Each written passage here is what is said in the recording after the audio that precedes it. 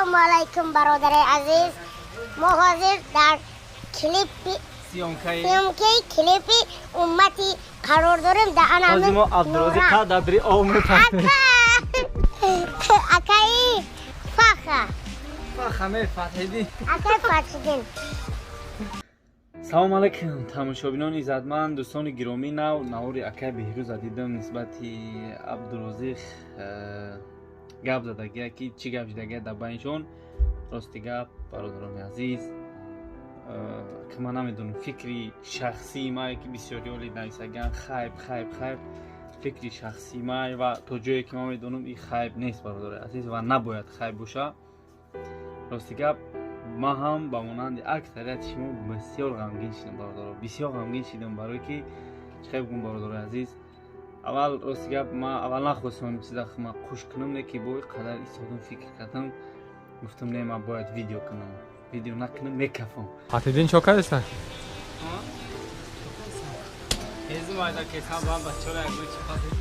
ماهی گیرک که هستن؟ مقصد رزمه عبدالرازق بعد کدومشا باید بشکنه که ایشه ایشه حتی کنم روزش کنه برای مایده هم مایدهش میشه همین رو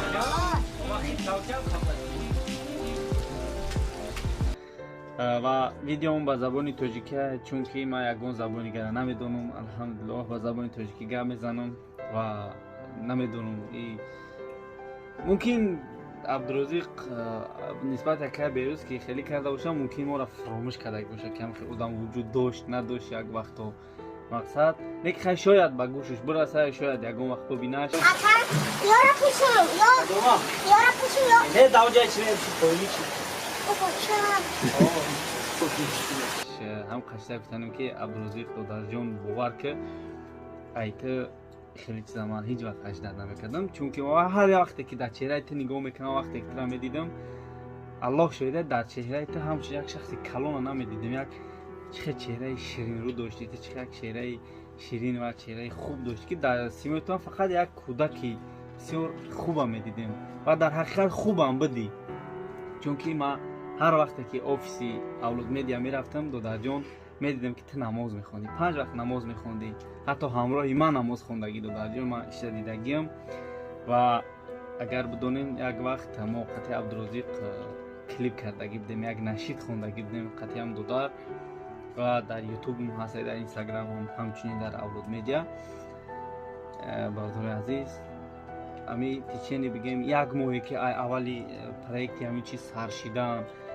خیلی که من امون نشیده با تاجیکی نوشتم برای عبدالرازق که عبدالرازق مثال خوندن نمیتونست ما هر میرفتم یک روز پس اولاد میدیا عبدالرازق قوی میکردم یعنی که با هم خیلی زبس میکردم میدادم از یاد میکرد هم خیلی همکاری بود یک ماه هوری میرفتم میومدم آفیسون و عبدالرازق میدیدم و بسیار بگیم یک حتی ما خدمه مهر کردیم در امی عبدالرازق یکی راستی که وقتی که این چیزا فهمیدم اکه من از نمیدونم ایموسیای اکای بهروز خیلی او در کدام ایموسیای راستی که خدمه بسیار غمگین شدم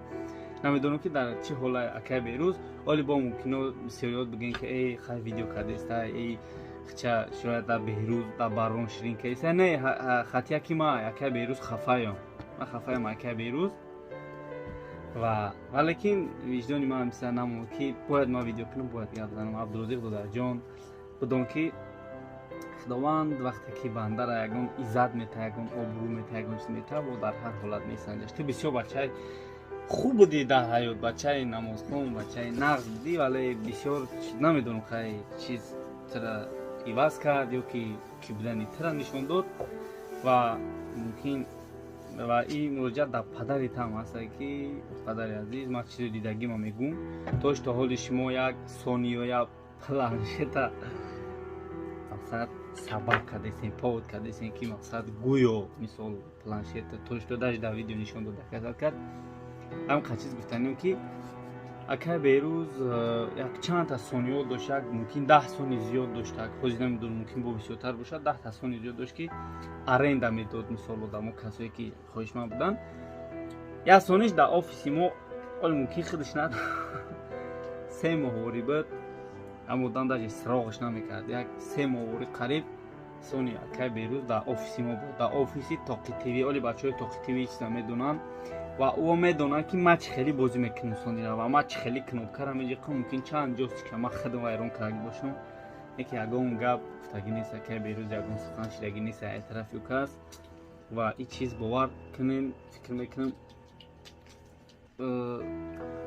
шармовар ва айбоваре ки ин кора аввалаш ки худи доказат кардагӣ нест ва кардагӣ ҳам боша я сониё я планшет я телефона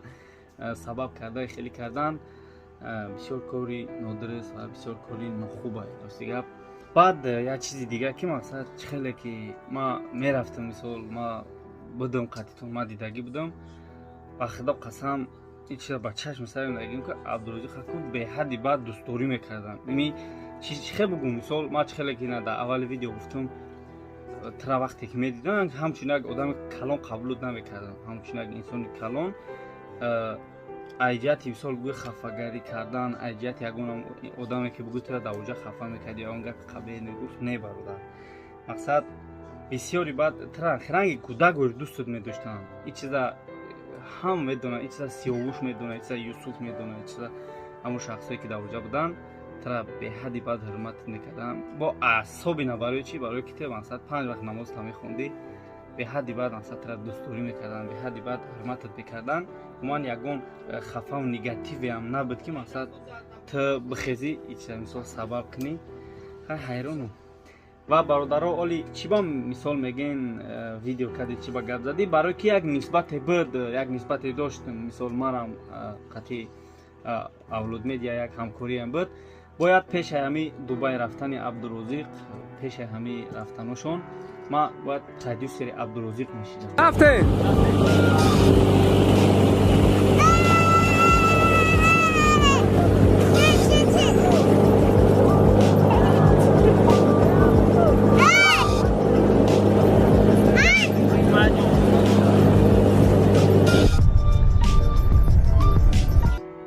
мо маслиҳат кардагӣ будем, ира акай берӯз хича медона, барон хича медона, бояд продюсериш мешидем дар кадом соҳа, яъне дар соҳаи мисол нашид карда ва баъзе клип сценария ва ҳамин чизое ҳастай барои Абдурозиқ менавистем, тайёр мекардам, пешкаш мекардам. мо маслиҳат кардагӣ будем ки ҳамин чиз мақсад мешид, хай бо баъзе сабабҳо нашидак ҳамин чиз, мисол ҳамкори мо нашидак. вале бордорони азиз, баъди қадар вақт рости гап ӯ Абдурозиқе ки ман медонистам, ӯ Абдурозиқи намозхон, ӯ Абдурозиқе ки мақсад бисёр бачаи сода ва бисёр ширин чеҳра ва хуб, ин чиза рости гап ҳарчанде ки ман бовар кардам ки ҳақиқатан ине ки бовар накардания ки ту ҳам хеле кардагӣ бошӣ додарҷон. ҳам қашта мегӯм ки фаромӯш накун ки дар қафо чӣ чизоро ту гузаронда будӣ ва кӣ будӣ як вақтҳо дар ҳаёт дар якаш ки вақте мо дар сабти клип будем, ту ба ӯ дараҷаеро сода будӣ, ту дар ӯ дараҷаеро сода будӣ ки то ҳозира бисёри бародаро мара ҳарчи мегӯянд ки ту чӣ ба. ман вақте ки сари ҳамин калаи Абдурозиқа қапидам, дар даруни об андохтанда кадро мешавад, кадри клипда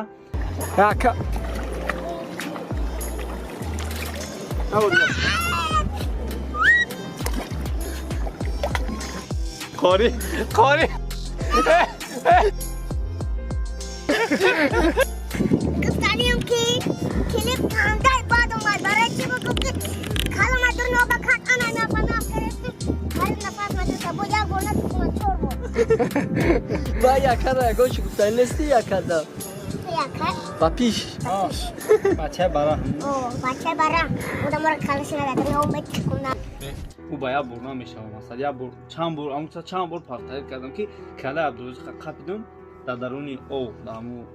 бигем кӯли ҳамун норакда будем, дар даруни обу дар ҷои оби соф набуд, оби хеле ҷои алаф буду, хеле оби ғажди ҷазиб буд, не ки хай ҳамун сценария кадр ҳамиҷа буд, бояд мешид калаша чанд бор дар даруни об андохтанда